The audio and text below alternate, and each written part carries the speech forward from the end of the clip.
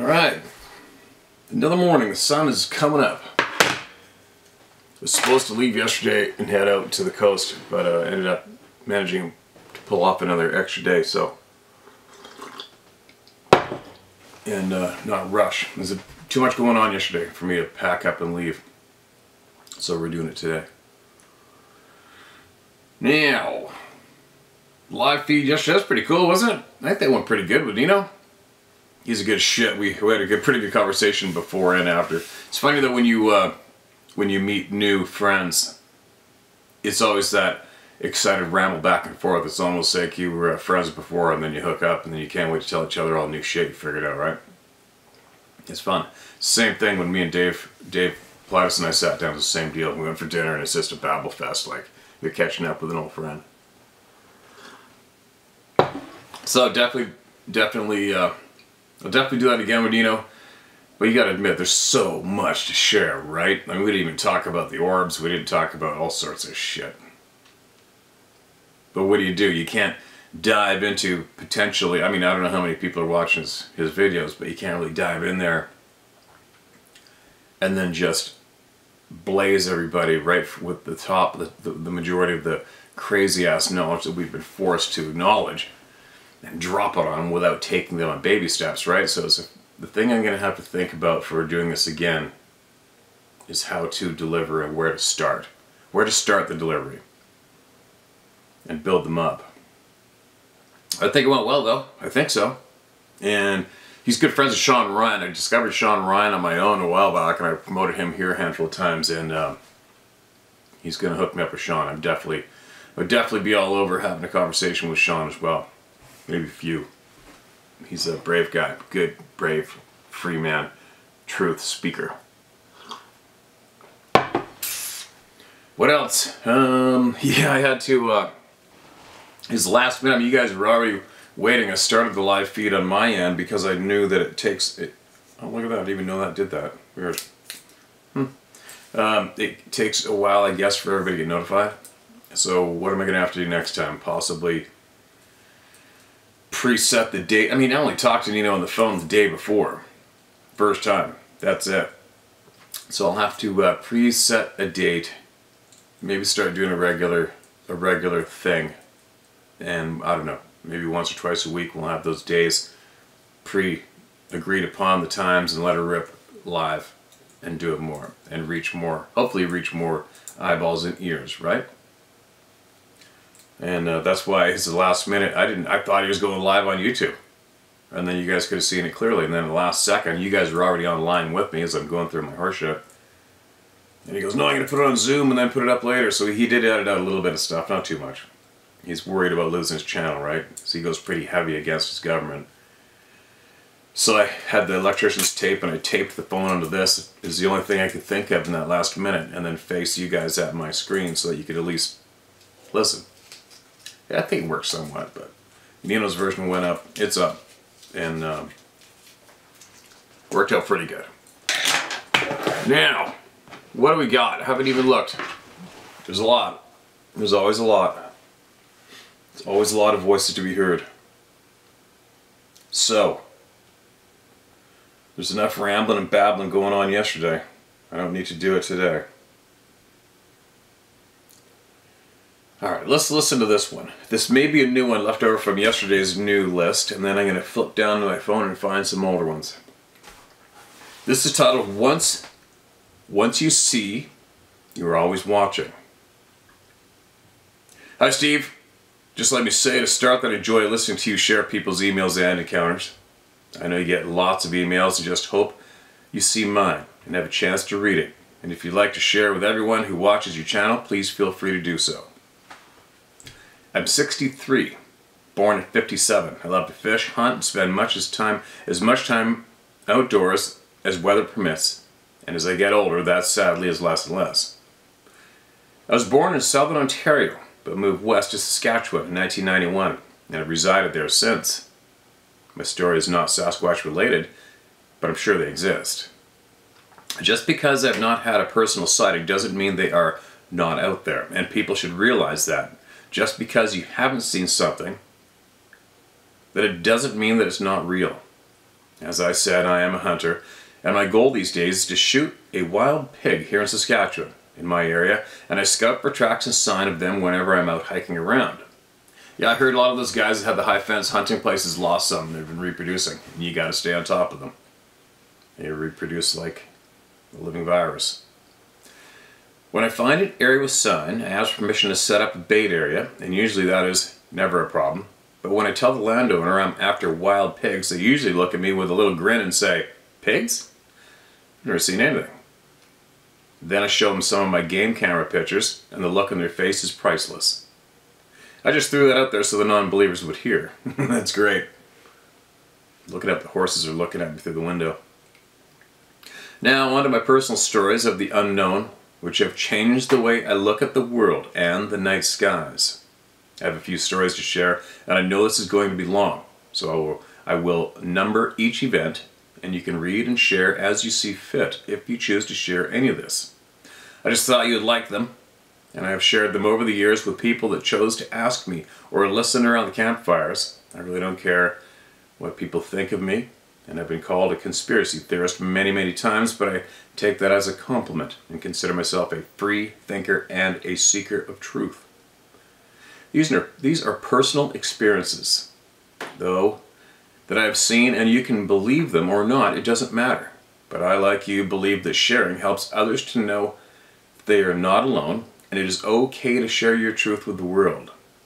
It is like the story of the fish that lives deep in the ocean and gets caught and released by an angler's net, and when he returns to the depths of his ocean home, he shares his story with other fish of being taken to a place of dry land with strange-looking beings that do not have fins but long appendages that grabbed at him, and all the other fish think he has lost his mind, and his friends start avoiding him. And the fish government says it's all lies, he speaks. So he stops telling the other fish. But then he meets another fish who tells a similar story, and they find strength. And then they together find other fish that have been to dry land, and they find friendship and strength together. Deserves a slipper copy.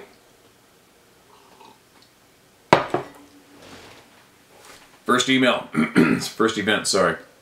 I was 12 or 13 and had my first encounter with the unexplained. I was with 2 male friends and 2 female friends, since we were at that awkward age, and we were finding ourselves wanting to spend more time with members of the opposite sex. But we all just hung around together, being awkward, lol. The schoolyards were huge back then. Many back-to-back with local parks and open fields in our area, and we had went out and were just sitting in a large open area of field by the local Catholic school, away from the houses, and I suppose the ever-watching eyes of elders. It was mid-July during summer break, and very beautiful, warm evening, and we were sitting in a circle in the grass, chatting to the best of our teenage abilities with each other, when someone said, "What's that up there?" As I pointed up into the night sky, we all could see this white orb thing that flashed off and on, but was totally stationary in one spot in the sky. The way it flashed made it look like it was spinning like a quarter, standing on its edge, spinning and flashing as the light caught the flat sides and would get narrow to the middle, then wide to the edges as it spun around and around like a coin, spinning in a stationary spot on a tabletop. This is the best way I can describe the orb. It looked like it was about 1,000 feet up in the air or just off to the right, no sound of any kind, and stars filled the sky all above it. We were all watching and saying to each other, "What the hell is that?" for a couple minutes, in total awe. Then the 4 smaller orbs that were solid white lights that looked like the stars came flying in from 4 different directions, like north, east, and south, and west, all in perfect straight lines from each direction, and in a perfect distance from each other, and stopped all around the spinning orb like some kind of grand view. Now the chattering amongst us was in full swing, and I could hear fear start to take hold in a couple myself. I'm not sure what I said, but as we watched these things, I remember I started to get this overwhelming feeling that I was being watched. And no sooner did I feel that, when someone in our group said those exact words, "It feels like they are watching us." And everyone said a quiet yes. Then one of the girls said, "I want to go. I feel all creepy." And then suddenly the four small orbs took off in the same directions they had come at lightning speed, and all in unison. Then a few more seconds passed and the larger spinning orb took off straight up and out of sight in the blink of an eye. No, these were not any vehicles of this world, I'm sure. Hell, jets were new and still flying low enough. You would hear the sonic boom as they passed overhead at this point in my life. Nothing man had created moved from a still position to instantaneous speed like these things, and without a sound. You know, it is strange that I can remember these things in the sky, the images in my memories, like it was last night. But I'm not sure which friends I was with that night or any of their names, and I don't remember any of us talking with each other afterwards about what we all saw that evening. There's a bunch of typos, but I'm getting it. And no, we didn't have cell phones back then, and no one had a camera with them. We were just youths hanging out 50 plus years ago. I've always loved to watch the night skies, and after that night I started to watch more closely, and have seen many things that are not explainable. Like the satellites and meteors, shooting stars, which I see all the time, but no, there is no looking into the skies anymore without watching for that hidden object that may be watching back, and they are easily spotted. If you watch, they move, not in steady lines or speeds like a plane or satellite, but they're out there more than we think. Yeah, agreed. I think I saw 20 of them last September when I was in camp by myself hunting elk. No, I had somebody with me for a few days. Two of us saw them, and they were ripping around every direction. And it did make me nervous. That's the first time I actually felt nervous from seeing something in the sky.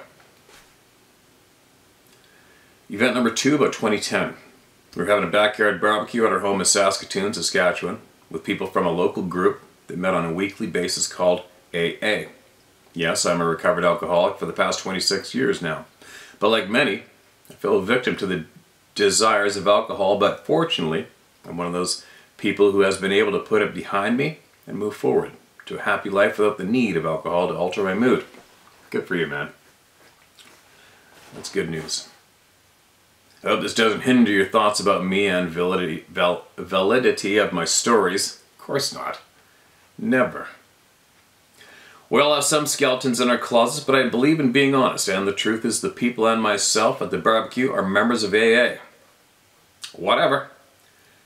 I could have lied and made up another scenario for the group at the barbecue, like it was a church group or neighborhood get-together, but that would be a lie, and lies are hard to remember, but the truth stays with us always.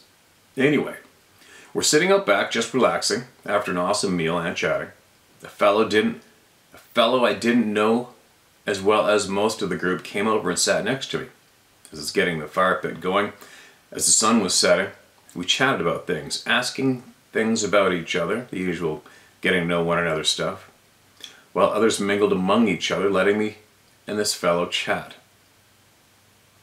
The fire was going, and I sat in my chair next to him, and I leaned back to look at the night sky, and as in my nature, as we chatted, he then asked what I was looking at. And I said, "I like to watch for satellites." He replied, "Oh, really? I didn't know you could see them with the naked eye." He assumed a similar posture in his chair and asked, "What do we watch for?" So I explained, "Watch to the east, and as they travel from the dark side into sunlight, is the easiest place in the sky to spot them.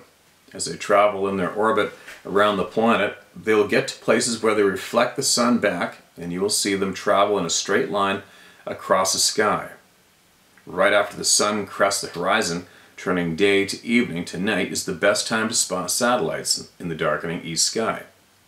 It was not long for us to spot our first satellite, and then a second, and then a third, and he's quite excited really at this new game.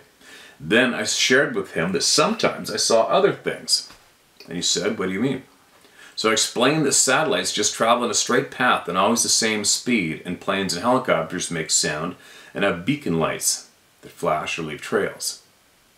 I said, but then sometimes you see something that looks like a satellite or a star, but then you notice it is moving differently, slower to faster, or zigzagging a little side to side. And then he said, like that one? And pointed out what he saw to me. It was a very small looking star or satellite moving across the sky from left to right, directly above us. It was ever so slightly making a zigzag line, and its speed varied, quick to slow. And we both watched as it moved along. Suddenly his demeanor changed, and his face lost expression. I could almost smell his fear coming from him, and he said, I feel like something's watching me. I felt it too, but my fear was more in check, I suppose, perhaps because I've felt this numerous times over my life, pretty much every time I see one in the night sky. He immediately sat forward, leaned on the arm of his chair, and looked down. I could tell he was shaken from this sighting, but he also was trying to be nonchalant, not draw any attention from the others. He brought his eyes up to meet mine and said with a small grin, you know I feel a bit creeped out. I said, I know, that's normal, and welcome to your first UFO encounter. We talked for a while after, but about other subjects, and he seemed to sit at an angle, trying to face more directly at me. And he didn't look up at the sky the rest of that evening. And at times I got the feeling like he was almost cringing away from the sky and what he had seen. Also, he never tried to point out the thing in the sky to anyone else in the group. And I've never had him ask me about that night or bring up what we both saw. It's amazing how it affects people in different ways. I don't know if he watches the night skies as I still do. Anyway, this email is a lot longer than I anticipated it to be, so I have more stories to share, but I will do so at another time if you like. Please, if you have the time, send me a response and I will know at least you have seen my email and stories, and if you're interested in my sending you more, please let me know. Thank you, Steve, for being a free thinker and truth seeker. I feel more people are awakening in these days of confusion everyone is living through right now, and seeing the frightening fact that our governments are not what they believe them to be. Keep up the great work. Best regards, Greg Hamacher. Hamacher or Hamacher? I hope obviously I butchered it with one of them. Greg, appreciate it, man. We're not really a light UFO channel. Probably figured that out by now. These are older ones. But if you got something going on a little closer to the ground that's very significant and you think that people need to hear about and learn about, let it rip. And I appreciate your honesty, and I appreciate you coming out and supporting everybody here with your honesty. This next one is titled Mormon Bigfoot.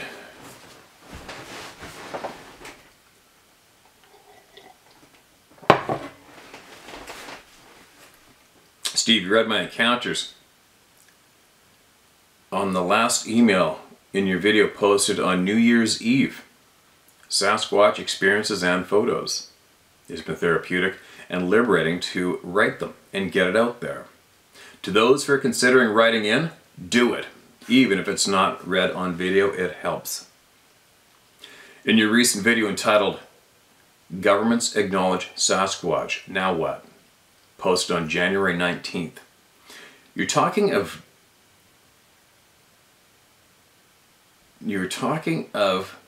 I try not to promote the names of names that want to be promoted. So you're talking of a certain doctor and mentioned that you had heard that he is a Mormon, and that it might go against the Mormon religion to state that Sasquatch people are some type of human. I am a devoted member of the Mormon Church, more properly called the Church of Jesus Christ of Latter-day Saints.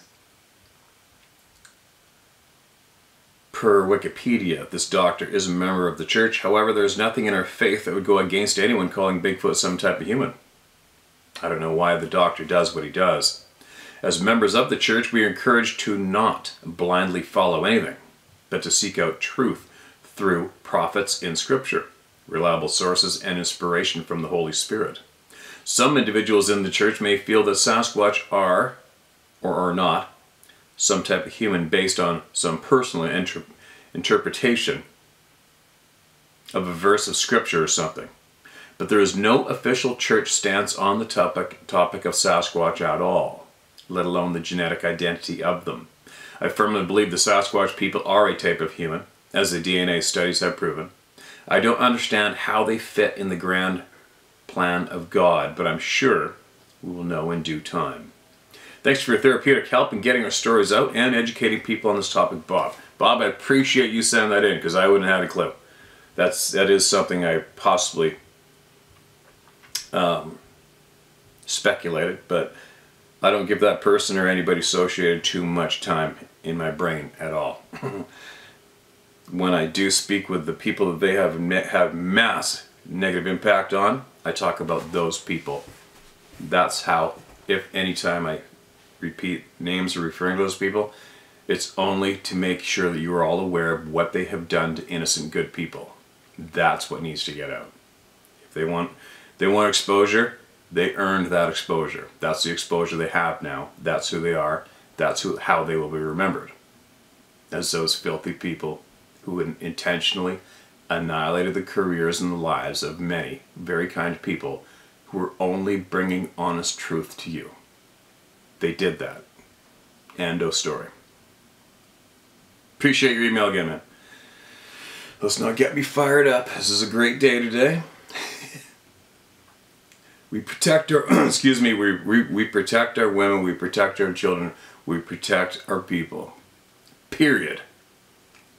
No more. That's not going to happen again. No way. See, I'm starting to get fired up. This is titled Oklahoma. Hello, Steve. I just want to share a story both my dad and mom experienced shortly after they got married in 1966. They passed away a few years ago, and I feel their story should be told. Dad grew up in Oklahoma and had moved away after returning from serving his time in the military. He met the woman whom he would later marry and would become my mom in another state. Dad grew up in the woods and was an avid hunter and fisherman.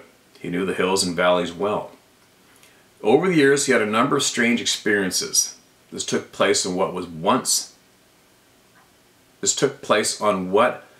once was known as Indian Territory.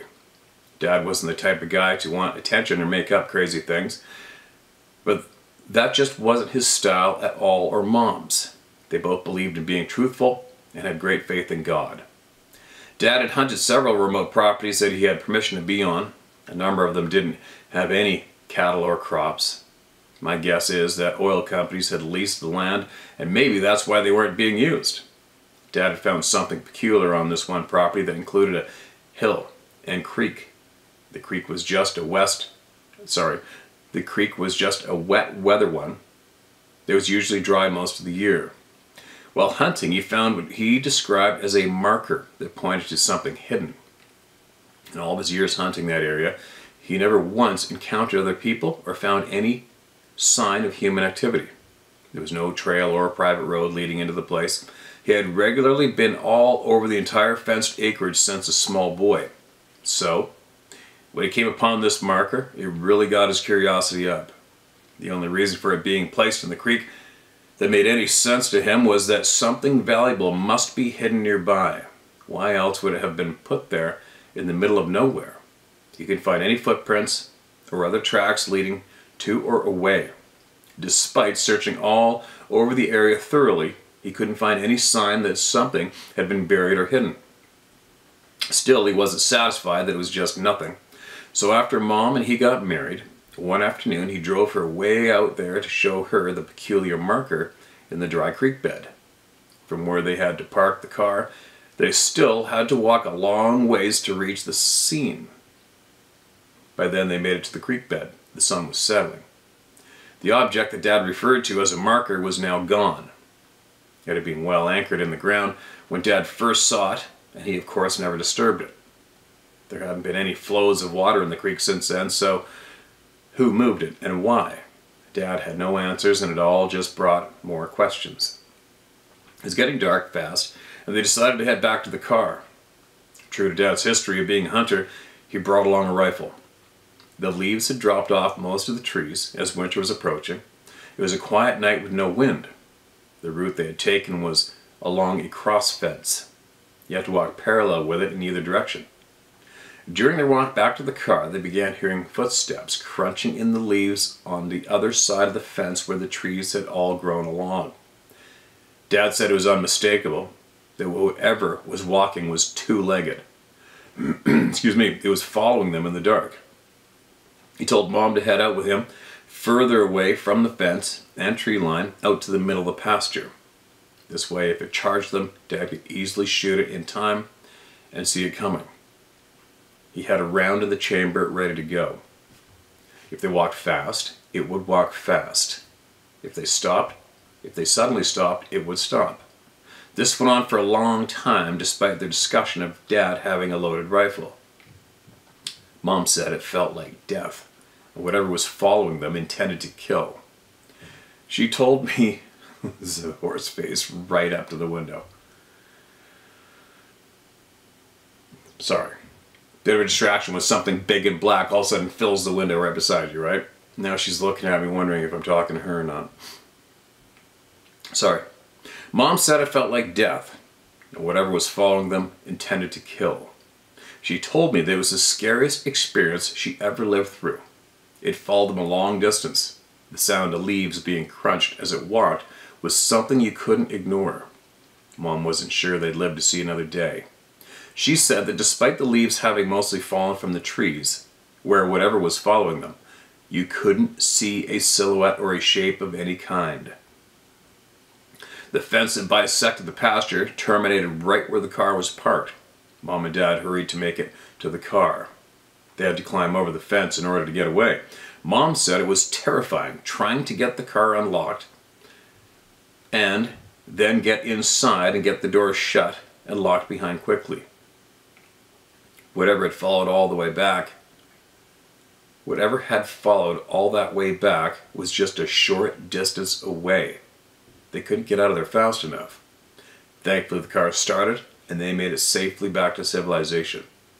That was the last time Dad or Mom ever set foot on that property. No doubt. And there's another one of those strong patterns, right? Reoccurring experiences being paralleled and not being able to see shit. Why do they do that? Why do they even bother with us? I just don't get it. I mean, I don't bother with so many various human beings, topics like, I don't know how to explain this. As an example, you get online, you wake up in the morning, you turn on your laptop, and all of a sudden, boom, all these stupid garbage headlines are in your face, and I'll glance at them, and there isn't one on there that isn't garbage. It's not worthy of any of my time, and I got time for it. Or garbage human beings. I don't got time for them. They're useless for me. It's a waste of time. Negative, drags me down, doesn't help me push forward. And even if this is relating to what I'm trying to get out, why? Why do they waste their time with innocent people that are doing nothing interesting or harmful? Why? It's just, there's so many confusing things with these in-your-face patterns. Right? Okay, I'm going to parallel those humans over there. They're just minding their own business, having a walk in the woods. I'm going to parallel them and scare the shit out of them. Don't you got something better to do with those skills that you have acquired in those possibly crazy-ass places that you can go and see and we can't? Isn't that more entertaining? Like, I don't get it. What's up with your attraction to terrorizing good, honest, innocent human beings? I don't get it. I don't get it. Alright, there's a couple kids and some parents down by a creek fishing. I'm going to lob some 100-pound boulders way up into the sky, way far out, and splush them in the water in front of them. Watch this. Why? Why would you do that? I mean, obviously you could do that all day, every day if you wanted to. There's way too many humans. There's way too many opportunities. Why are you doing that shit? You know what I mean? It's the whys. I have such a long list of whys, you know? It's like, there's obviously no question about accepting the fact that these beings and more running around. Now I want my answers. I want a whole pile of answers. Why? Why? I'm babbling. Sorry. Let's get somebody else heard. Okay, listen to this. I live in the Pacific Northwest. My Stephen name's Colton. And I want to start by saying that I and many others appreciate the way you candidly and respectfully share the experiences of others, as I feel it gives them peace of mind that other people hear about it, and at least some believe it and/or share similar experiences. I can only imagine experiencing some of the things I hear about on your channel. Anyway, I live in the Pacific Northwest and I love to hunt and fish whenever I can. I have an area of high mountain wilderness that I like to hunt in the fall or late season deer and bear. It is about 15 to 20 miles up a logging road and not frequented by people. I can't say I've previously had strange happenings there other than the occasional feeling that makes you freeze and scan your surroundings with the hair on your neck standing up. Actually, there's a particular spot that seems to do it to me every time. Uh-oh. I know all about that one. Not far at all from that spot, I found an old bait barrel chained to a tree, which I assumed was the reason I'd gotten that feeling there multiple times. And my sixth sense was telling me there were predators in the area. This actually heightened my interest in the area. I decided instead of leaving a bear harvest up to chance, as I usually do, I would stalk the barrel and see what I could come up with. I also set up my trail cam there to see what had come and gone. I use a Moultrie 8MP no glow cam and had it set to video. When I went back to swap the SD cards, I noticed that the barrel was empty.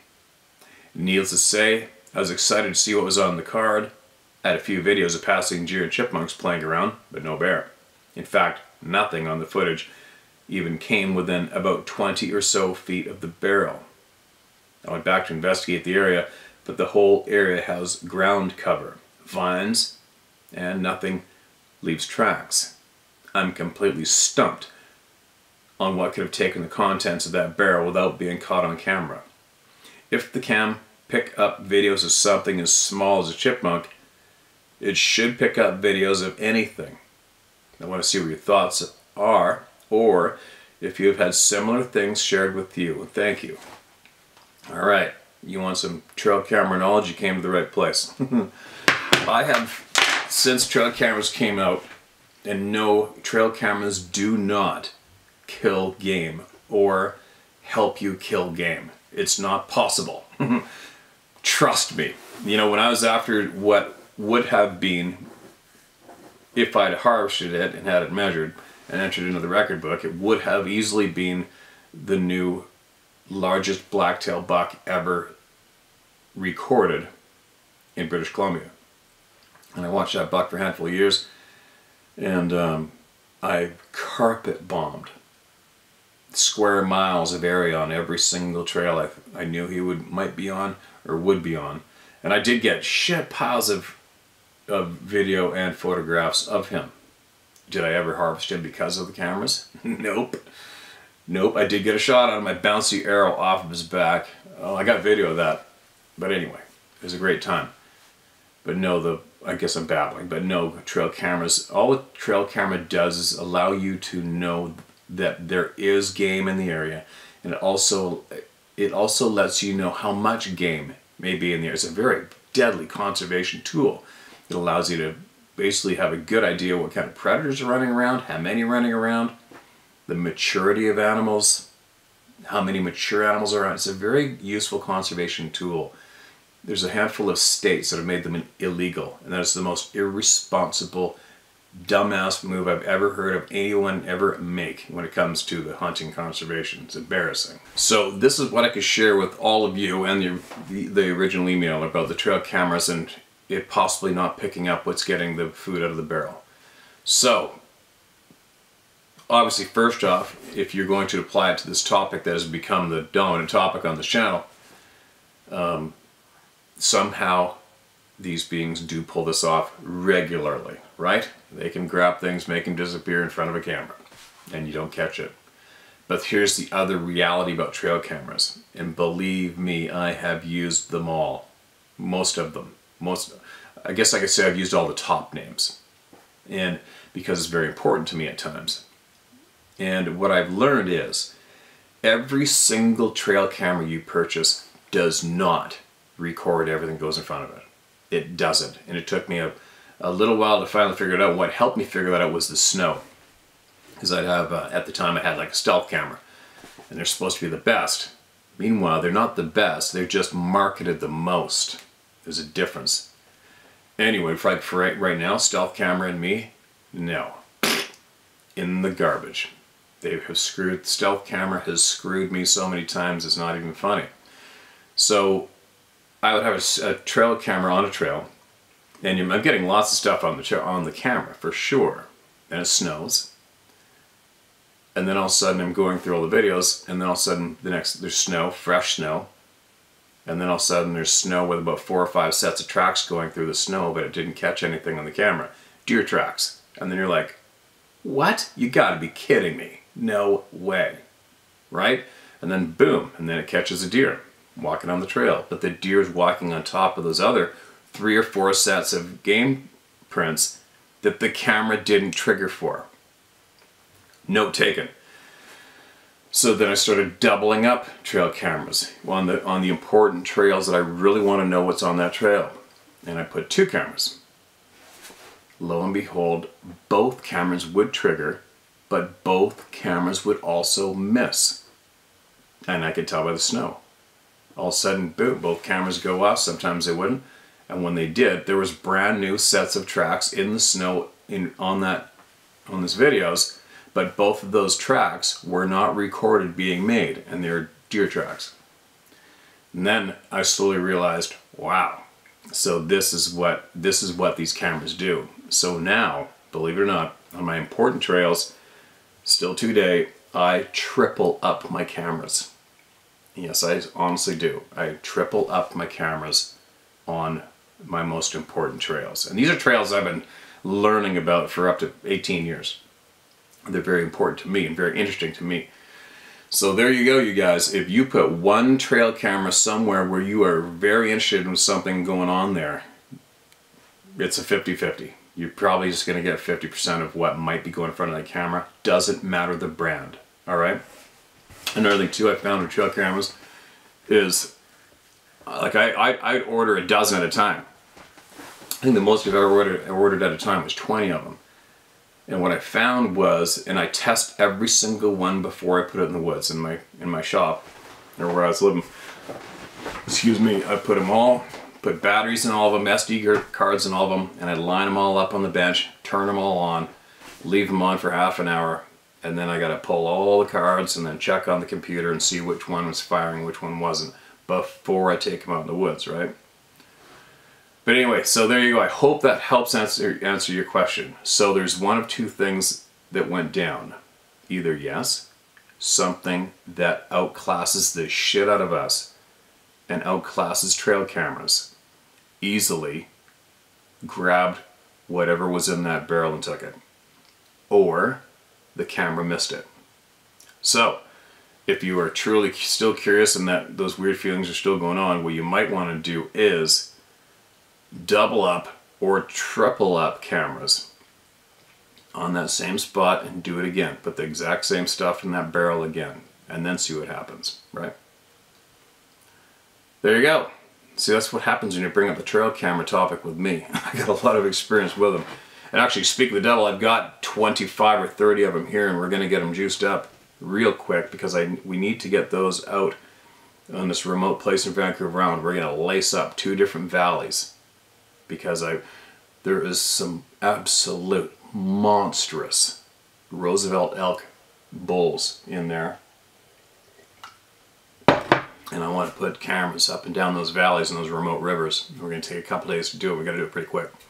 And see who's running around. I love doing that. And then of course I have to take them all up north with me too. And I got to put them all in my blacktail spots near Squamish Whistler.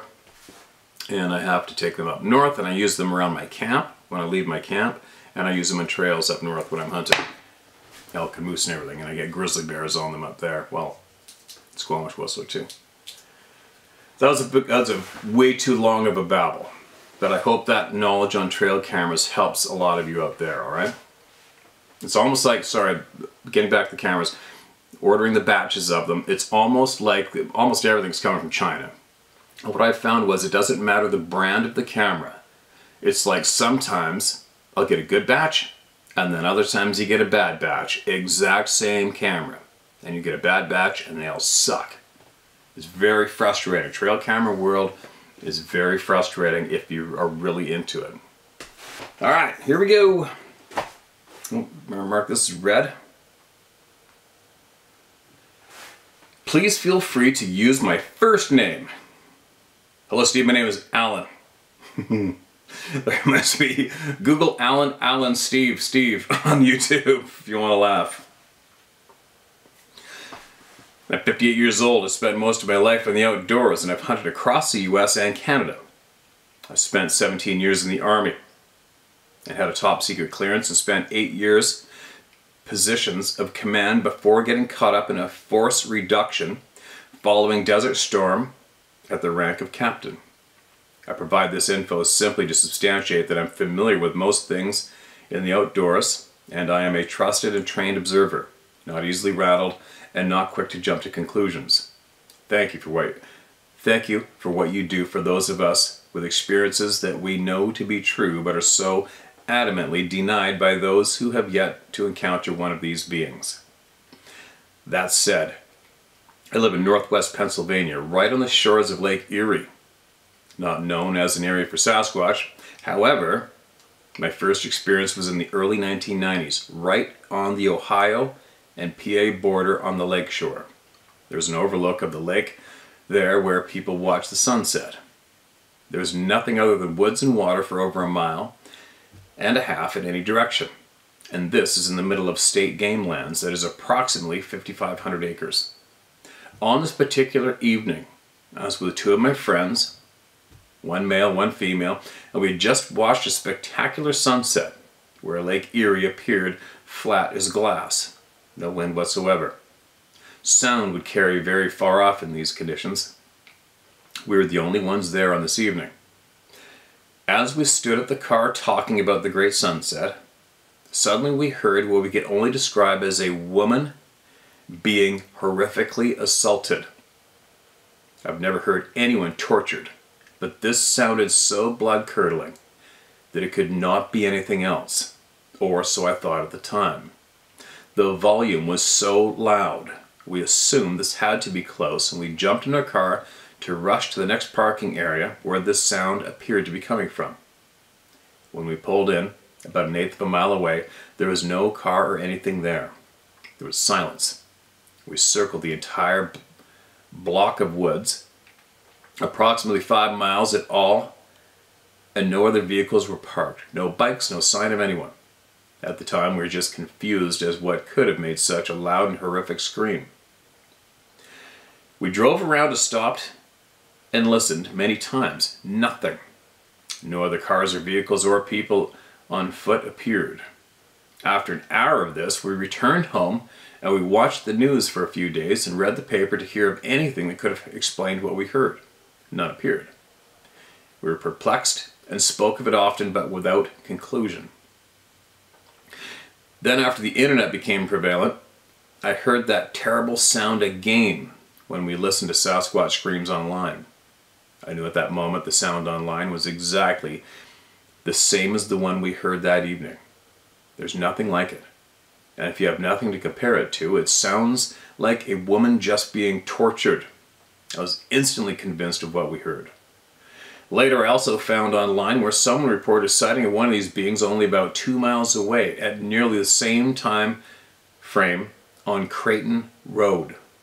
I've hunted this area for years since, visited this overlook for sunset hundreds of times, and walked my dog countless miles around that 5-mile block.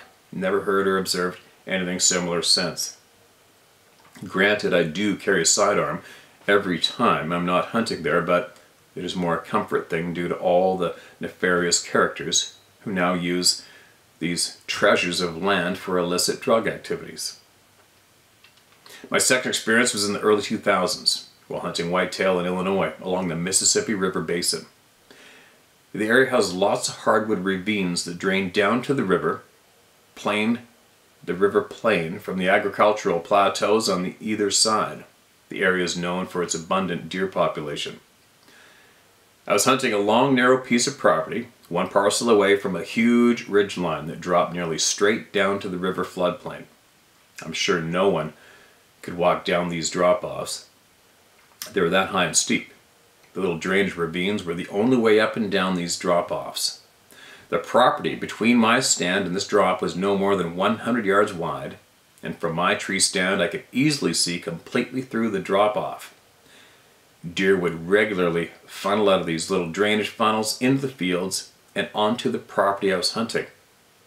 This adjacent property owner would not allow anyone to hunt on his land, nor did he hunt himself. He was quite adamant about it, but would allow you to recover an animal should you need to, so no one was going to sneak onto his land. One morning I was in my stand a solid hour and a half before dawn, and I'd gotten all settled in to wait for the woods to awaken, and I noticed how absolutely still and silent it was. Nothing unusual, but no owls, no leaves rustled by raccoons or possums. That was usual for a morning like this. I didn't give it any thought. About 15 minutes into my sit, I heard what sounded like heavy, slow footsteps coming from behind me, up towards the road in this adjacent property. I kept looking over my shoulder for the telltale light of a headlamp or a flashlight, but nothing appeared. I thought, wow, this guy's walking down through that property in the dark. He's sneaking in on that land. So I kept listening and watching. The steps became louder and closer and occasionally stopped for several minutes. When I knew that the person would be within range of my flashlight, I turned it on and saw nothing but some eye shine. I assumed it was a raccoon excuse me, from the height above the ground and coming from the backside of a large tree. I turned off the light and was totally perplexed. I knew what I had heard, and I know it was a two-legged walk. I waited about 5 minutes wondering what was going on, and then I heard the same heavy footsteps again going further down the edge of the drop-off, and again turned on the light only to see just movement go over the edge where there was no drainage funnel, without any noise at all. I waited to hear a fall, and that never occurred. I didn't hear or see anything else that morning until sunup. What was even more odd was the woods remained absolutely dead that morning, even after sunrise. No deer, no squirrels. This is very unusual for a perfect frosty, calm morning, the kind you live to hunt on. I didn't see a deer until the afternoon, and it came from the other side of the property towards the ravine. I'm convinced after thinking about this and the eye shine I saw with a flashlight that this was a sasquatch traveling through the area. Allegedly, they travel the river bottoms. Not a confirmed sighting, but one that I'm convinced had no other explanation. I never sat there any other day and didn't see my share of deer, even in less than ideal weather, except on this particular day. Thanks, Steve, again for all you do to help those who know what they have experienced is real. Please keep up the good work, and thanks for bringing the subject to light for so many who struggle with it. Alan, appreciate you sending that in, man, and it is too easy to keep doing this. Another member, another club member.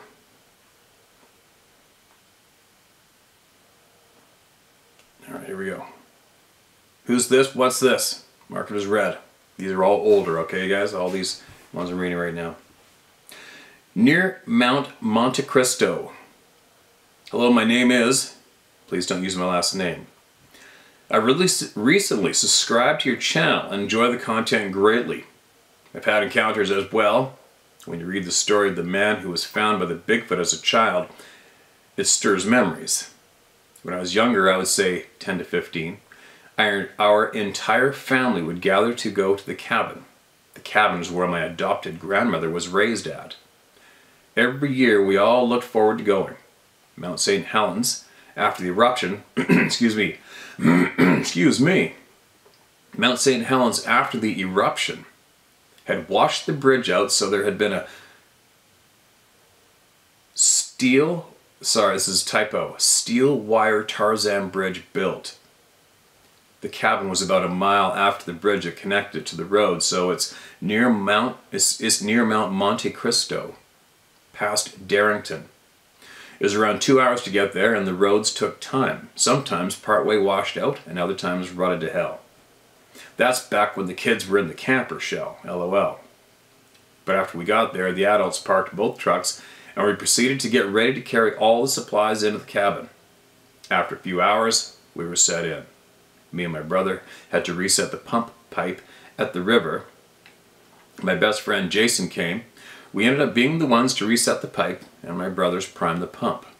So, everything's running well. Wood supply was good. Wood stoves ran well, no problems.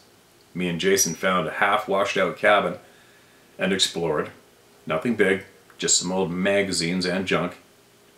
Exciting to us, but we found several large old style kitchen knives. I suggested we make spears out of them and go hunting, bring something back. So we returned and got into the tool shed and removed the old handles, found some green sturdy branches, shoved them down into the wood, cut a center, and slid the handle in the top. Used some odd old bolts, and we were good. A little rope on the base for looks, you could throw them, and they would stick. They're around 8 to 9 feet long. My grandma told us stories of Bigfoot. We laughed at it. We headed down the road, then towards the river. Then we went to the dry creek bed, and with the dead small trees that had dried out. Then we went to the dry creek bed with the dead small trees that had dried out. While we were crawling around, Jason, like he was stepped on a rock, and there was a hornet's nest under it. It crushed the nest, and the hornets were pissed. We headed towards the opposite direction from the cabin, not wanting anyone to know what we did. We heard something rustling a few hundred feet away in the dead trees on the exposed riverbed. So, I was being gung-ho and said, I bet it's a deer. Jason was a city kid, and it was his first time in the deep woods, and was hesitant. Our spears were taller than the trees. He hesitated, and I was like, I bet it's an animal we can bring back. So I led, he followed, spears in hand and an extra knife and axe. We proceeded to the sound. He was moving fast, so we sped up. We only heard the dead trees with the leaves making noise and kept going. Then there was a log with a large section of dirt that was worn by the river. I sent Jason around the side, and I went forward. We knew we were close for a kill. Under the log was some damp sand, and we stopped. There was a footprint on the sand, 5 toes dug in like a person running, but it was big. My shoe was 1/3 of the size. We were silent, and I convinced him to go. I said, it's a Bigfoot, let's go. We heard it farther away and moved even faster, knowing the land would lead into water. Almost there in the brush, we couldn't see but heard something run across the stream. We got to where the stream became whole again, and nothing. We were at least 100 feet behind it, and nothing. We stood there looking at each other in disbelief.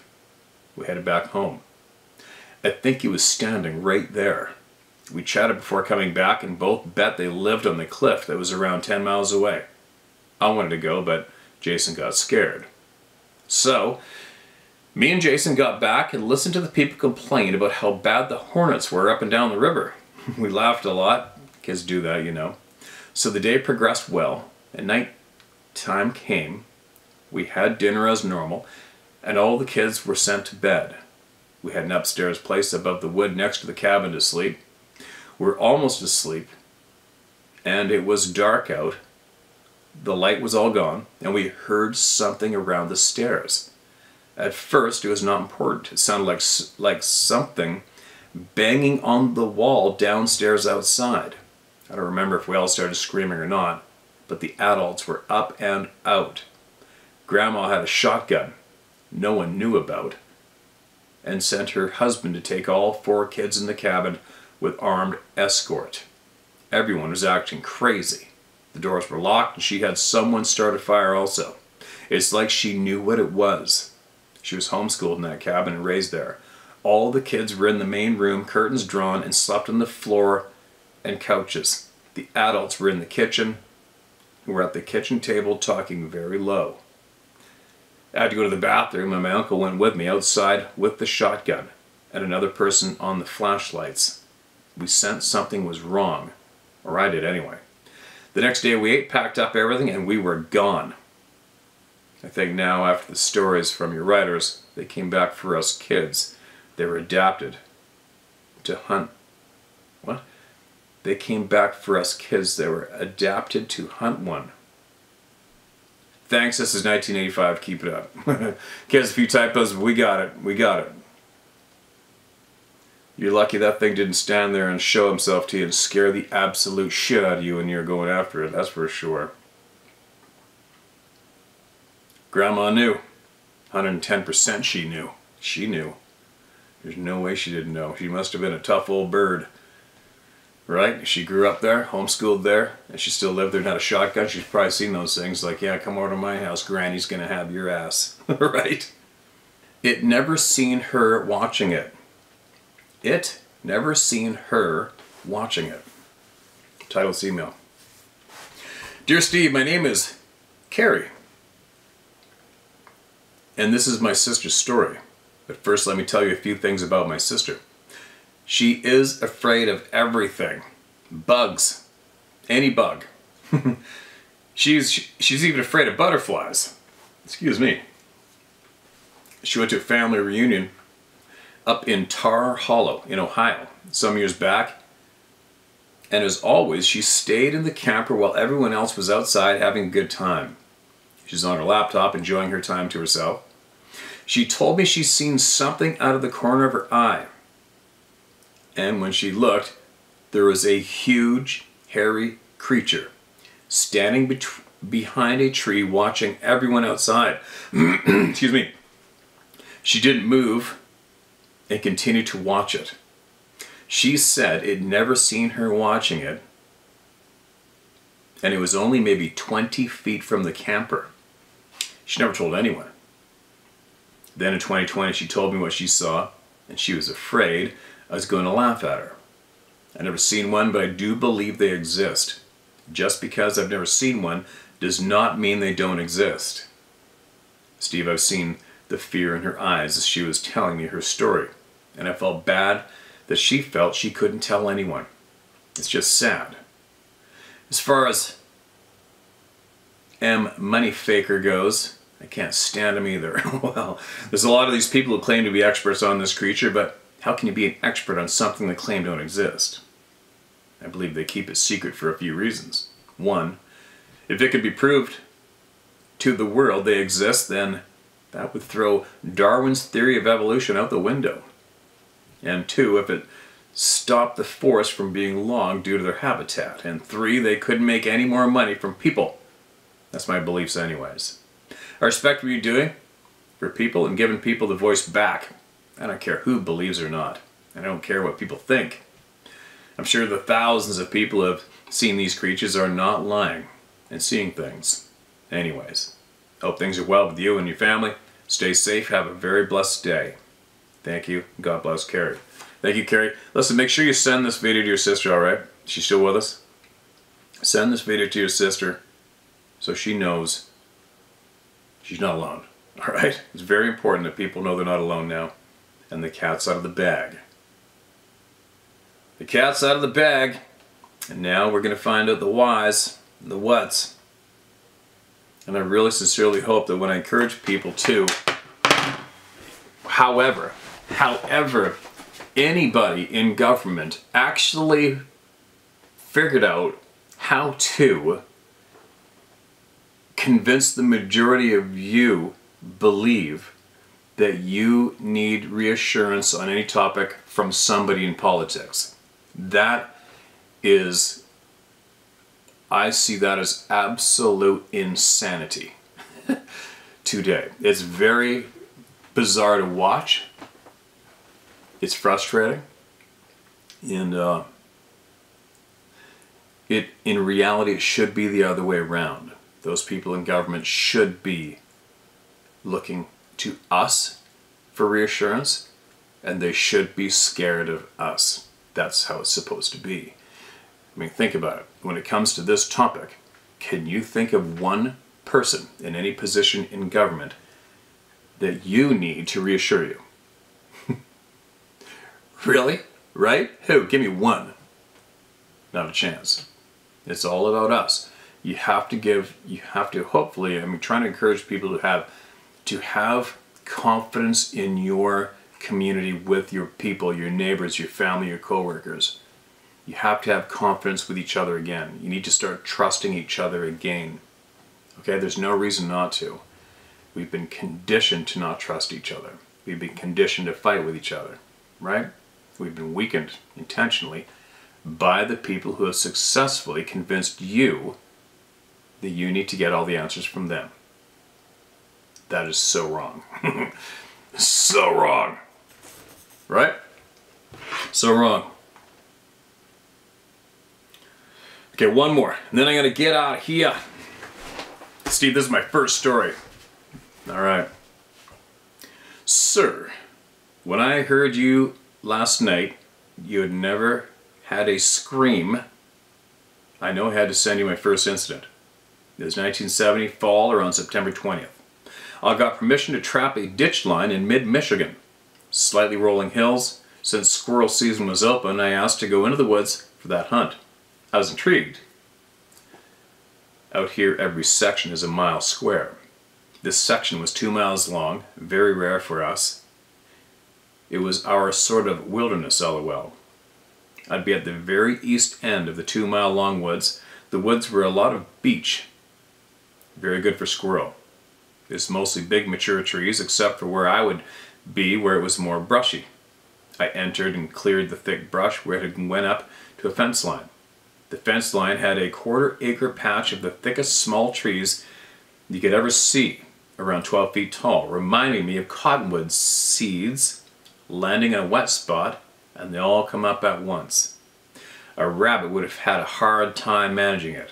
It was maybe 60 yards away from that patch when I heard the loudest scream type sound you could ever imagine.